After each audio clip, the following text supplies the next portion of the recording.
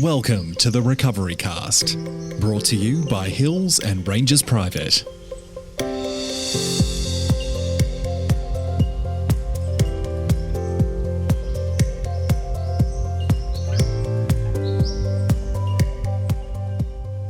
Well, hello again. Welcome back to another episode of the Recovery Cast, proudly brought to you by Hills and Rangers Private. My name is Oliver and I'm a former addict in recovery. And today we have a really good episode planned for you.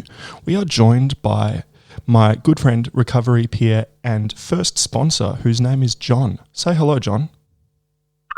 Hello, Oliver. How are you? And hello to everyone out there. I'm really well, thank you. And thank you for joining me today. That's really nice that we can have a chat and discuss all things recovery today. No, I'm more than grateful, more than glad to be of any sort of service I can to help anyone out there. So thank you for asking me. Awesome. Good to hear. Well, let's get into it. So first of all, we have a disclaimer. The Recovery Cast is a podcast created by people in recovery from addiction for people in recovery from addiction. There are many definitions of addiction, but we keep it simple. Addiction to us is when people use alcohol, drugs, or certain behaviours repetitively to their detriment. Basically, when it's a problem for them or their families. Therefore, an addict is not necessarily a needle-using junkie in a dark laneway, and an alcoholic is not necessarily a homeless man in a park. Recovery for us means using an active daily process or program to deal with alcohol use disorder, substance use disorder, or other behavioural addictions. People in recovery are committed to complete abstinence. This daily process is as important to being able to live normal lives as dialysis is for people with kidney problems. This podcast is meant as a support tool for those in recovery. I myself am a drug addict, however, each day we will focus on a different perspective of recovery. Everyone who participates in the podcast is in an active recovery program. We are not affiliated with any one recovery methodology and will focus on a variety of different types of recovery, including 12-step recovery programs such as NA and AA, Smart Recovery, Celebrate Recovery, Dharma Recovery, Cognitive Behavioural Therapy, and more. And finally, this podcast is intended to be informative. A podcast alone cannot support your sobriety and recovery. So, we suggest it only as one component as a daily recovery routine. For more information on what recovery is, go to www.rehab.melbourne. Now, John, I'm going to read from the JFT, the Just for Today Narcotics Anonymous daily reading booklet. And today's episode is on October the 28th, Attitudes. We can also use the steps to improve our attitudes. Basic text, page 55. Ever had a day when everything seems to be working against you? Do you go through periods when you are so busy taking people's inventories you can barely stand yourself? What about when you find yourself snapping at your co-workers or a loved one for no reason? When we find ourselves in this bleak frame of mind, we need to take action. At any point in the day, we can set aside a few moments and take a spot inventory. We examine how we are reacting to outside situations and other people. When we do, we may find that we are suffering from a plain old bad attitude. A negative outlook can hurt our relationship with our higher power and the people in our lives.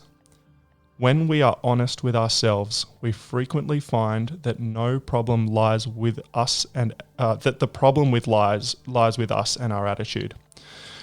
We have no control over the challenges life gives us. What we can control is how we react to those challenges. At any point in time, we can change our attitude. The only thing that really changes in Narcotics Anonymous is us. The 12 steps give us the tools to move out of the problem and into the solution. Just for today, throughout the day, I will check my attitude. I will apply the steps to improve it. Wow. There's a lot to think about. Reading. Yeah, it's a great reading. And I'm going to start off by saying this happened to me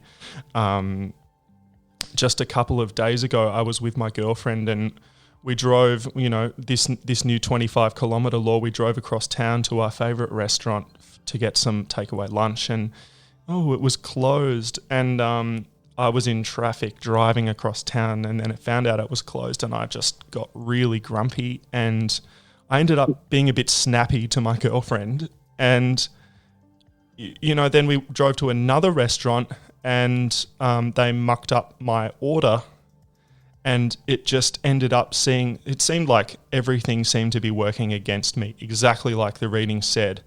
And I knew, I have this awareness today that my attitude needs to be checked, and keep it in check. And perhaps I did let myself get snappy first. I'm not at that point where I am completely ahead of the curve on that, but I was at least aware, and I was able to, take that spot inventory and say to my girlfriend later that night, look, I'm sorry I was so grumpy. So anyway, that's just a bit of a side note. I actually had an experience like that with my girlfriend just yesterday, actually. But mine was the opposite. I actually have learned over time that I don't have to snap. I can just sit there and, just take it all in, let my emotions be my emotions, and then process it properly. And we spoke about 4 or 5 hours after the incident. I won't go into details, and everything was fine. Yeah. Whereas my normal reaction would be to snap a head off and leave. Mm-hmm. Yep. And look, I look up to that. You're at that point where you can sit with it, and that's where I would like to be. And I think next time I'm going to just have to try harder to feel that emotion coming up and just sit with it, because it's not a big deal. No. I mean, all this stuff we talk about, Ollie, it as you know, it all takes time to process and to practice. It's the old saying, progress, not perfection. And, it all takes time. Yeah, it sure does. So I've got a few questions for you, John. The first one being, what was your personal experience with addiction? Just quickly go into sort of a rundown of what your life was like. Right, very, very quickly in a nutshell. I'm a small, skinny bloke. When I was in primary school, I was bullied, and that caused emotions for me. By the time I got to be 14, I drowned my emotions in a bottle, which made me obnoxious, loud, and violent, and all that sort of thing. I was hanging with a group of guys who would appreciate that sort of lifestyle. Very quickly switched to other drugs. By the time I was 15, I was an intravenous drug user on amphetamines. Then I ran from one drug to another right through my entire life. I went in and out of prison multiple times. I became a single dad. My son's mother committed suicide on addiction.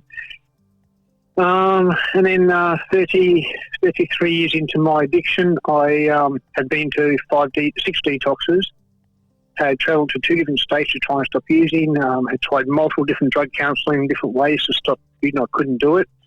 I came into my 5th detox after wanting to commit suicide yet again.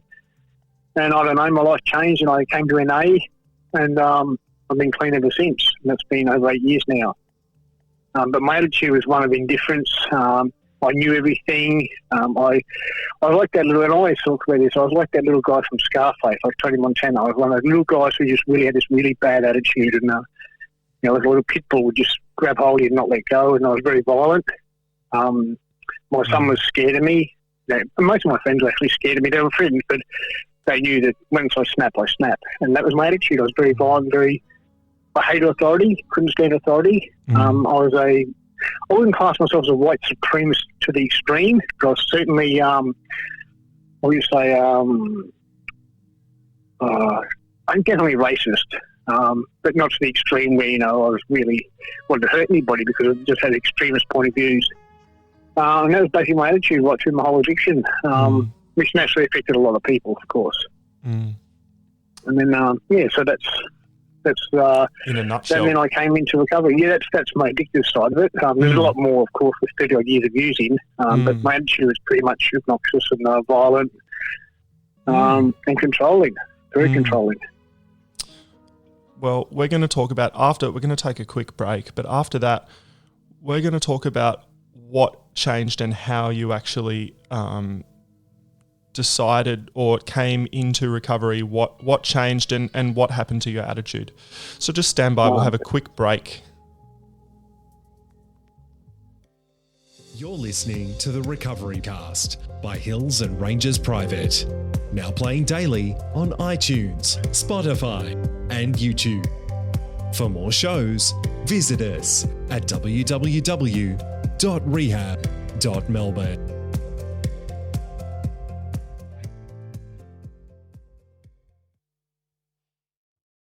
All right, so we're with John, and we are arriving at the point where you, as you said, have had 33 years of active addiction. What happened to bring you into recovery for this most recent and wonderful 8 years, John? Well, basically, eight months before I actually stopped using, my son was 15 and a half years old, and I was in active addiction. Like I said, I was a single dad, and I'd been raising my son for about 11 years at that stage on my own. And he walked into my room, I was off my head, living in a drug-filled house, and he said, "Dad, I'm leaving home. I've lost all respect. I don't respect for you. I don't want to see you ever again." And naturally, I think for most people in addiction, you have an emotional upheaval of that kind. You just simply have to use. You've got no choice, you've got no option. Seemed to be the only way out for me. I upped the ante. I won't go into what drugs I did or how often I did them, but I did them very, very regularly, and I just changed drugs to a really high dosage as well. And I basically obliterated myself for the next 8 months. Destroyed everyone around me in that process, naturally. And at the end of 8 months, I came to what I call point in my life where I had a very serious suicide plan intact. And I remember the last time I used a drug, I was crying like a baby, but I'm still using. And I decided, whatever this high power thing is, that I'll give recovery one more shot. Like I said, I've been to detox, tried everything over a 10-year period to get clean, stay clean. It never worked. I thought I'll do it one more shot. And to be honest with you, if it hadn't worked, I would be dead today. I would have committed suicide. So I gave it one more shot, and I went into this detox unit, and I never went for a detox. And then I came out, and I don't know, the magic happened. I don't know how it happened. I was done, and it was a really weird experience coming out of that detox. I came out to, no one wanted to know me. People wanted to kill me. Like I said, I had no son. My mother had died. I know out of nowhere, NA popped into my head for some reason. I don't know why. I mean, I know why now, but at that time it didn't make sense. And I came to my NA meeting in Dandenong, and the miracle started to happen from that point on. Because I had a change of attitude. I had a profound moment in my life and sort of changed things very, very rapidly for me. Yeah, it just sounds like there was such a profound emotional upheaval, as you said, that you hit a rock bottom that was, like the depths, and that's my story as well, is that I was completely and totally utterly broken. And I thought I'd been broken before, but this was so profound that I was forced to make some kind of a change, and just I can't describe it, but it was enough to open you up to changing your attitude, and you just reached out to a resource that was available, and is available, which was Narcotics Anonymous. And so I met you through NA, and I was in treatment when you came into the rehab that I was in and presented as a member of NA. You told your story, and there was another gentleman who told his story, and that was what sowed the seed in my mind to try a 12-step fellowship, being NA. And that's, for me, that was just another part of my road to remaining in recovery, and that's how I managed to stay clean. Is there any, I'm going to ask you the question that I ask a lot of our guests, is there any advice that you could give to someone who is perhaps thinking about making that change and wanting to get clean? I suppose, and something was said to me in the really early days, because I was not really sure of whether this 12-step program would work or not. I was really confused. And someone to me said, give it everything you've got. Give it the best you possibly can, because if it doesn't work, the drugs and all the other stuff out there is still waiting for you. You've got nothing to lose by giving this the best shot you can, because If I give something my best shot, then I can't say, well, I didn't give that a go. You know, and by giving it my best shot and doing what I need to do, I have stayed clean for a long period of time, you know. And so my advice to anyone out there is just give it a bit of a shot. You know, it can't hurt. And I'm sure if you're listening to this podcast or if you're in a detox or rehab or whatever you are, you're obviously in enough pain to make a change. You know, so maybe just make this change. Give it a shot. At least you gave it a shot. You know, if you give it everything you've got, who knows? It may work for you too. I think it is, you know, for our listeners, it's a matter of giving it a shot and trying something different. And that's why I think, you know, I've heard your story, and in your experience, you'd tried detoxes before and you know, they weren't successful, but the thing is that you can always try again and try, you know, one more time and just throw yourself into it.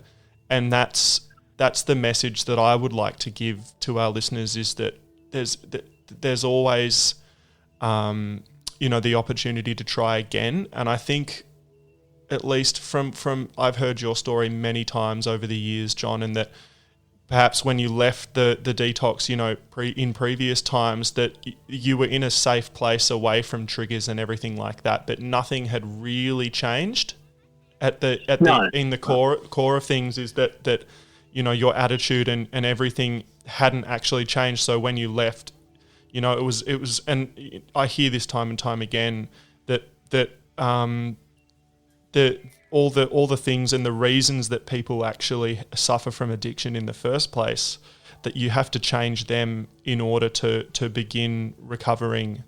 And, you know, that's my experience as well, is that when I left rehab, I left and I went straight to a 12-step meeting, and I had routine and I had structure and I had hobbies and things that I could do and people that I could reach out to, and it totally changed the structure and everything, every single facet of my life. And I think, you know, is that the same in the same case for you, John? Yeah, basically, I think that's very true. What happened for me is pretty very similar. I had to realise, and it wasn't hard for me to realise that, because of the way I lived my life and the hatred I had for myself, that the way I was running my life and the way my life was going was not working. You know, it was causing chaos and destruction all around me, especially within my own soul. You know, like I didn't want to be on earth anymore. And that's obviously enough signs to say, well, whatever you're doing is not really the right thing, or not the thing you want to really be doing. So what I learned to do is, from a very early part of my recovery, was to listen to other people and take direction from other people who obviously had more answers to my life than I had, because the answers I'd come up with my life were destroying me. So I started to listen to other people, and my attitude started to change from the one of knowing everything and, you know, knowing this and knowing that, to realise, like, well, I just need to relearn a few things, you know. And I use this analogy. I didn't make the analogy up, actually. My sponsor gave it to me, which I thought was really good of him. And he said, when you first start using whatever drug it is, you don't know what you're doing. You need to ask for help. You know, you need to ask for where to get it from, whatever, blah, blah, how to do it, whatever. But over a period of time, it becomes second nature to you. But even when it becomes second nature, you still need to ask for help. You still need to work out where you're going to get it from, where you're going to get the money from, blah, whatever. You still need to have help to get whatever into your system. He said recovery is no different. When you first start out, you know nothing. You have to start asking for help. And you take directions from other people, and you watch what they do, and you copy what they do because it works for them. Then over time, it becomes a natural part of your life, but you still need to ask for help. And I still, even over 8 years, I still need to ask for help. You know? And it's exactly the same as when I was in acting. It's just a flip over. Yeah. So that's, and that was how my attitude changed. By saying that, I realised, well, that's true, because I don't know how to do recovery. I have no idea. If I did, I would have done it already. Yeah. You know? Absolutely. So I had to take direction from someone who knew what they were talking about, who, you know, lived a number of years clean and seemed to have it all, not all of it together, because I don't think we all have it all together at any time, but had a better idea of how to live life without drugs. And I had to take direction. Whether I liked it or not was irrelevant. So I didn't do that. I was getting up with the same result, which was using. Yeah. And I didn't want to be there anymore. You know, I'd had enough of that. Now, I think it's an individual thing for everyone. Everyone's individual. And I've noticed this over the years, it took me a long time to understand this, is that I don't know who really wants to get clean and stay clean for a long period of time. Only the person themselves knows that within themselves. I've had many people say to me, "Oh, I'm willing to do anything. I'm willing to," and then use 3 weeks later. I've had people who I think aren't going to make it through, and they surprise me because something internally has changed for them. It has to come from inside. It basically has to come inside the human being. And we all want to stop using.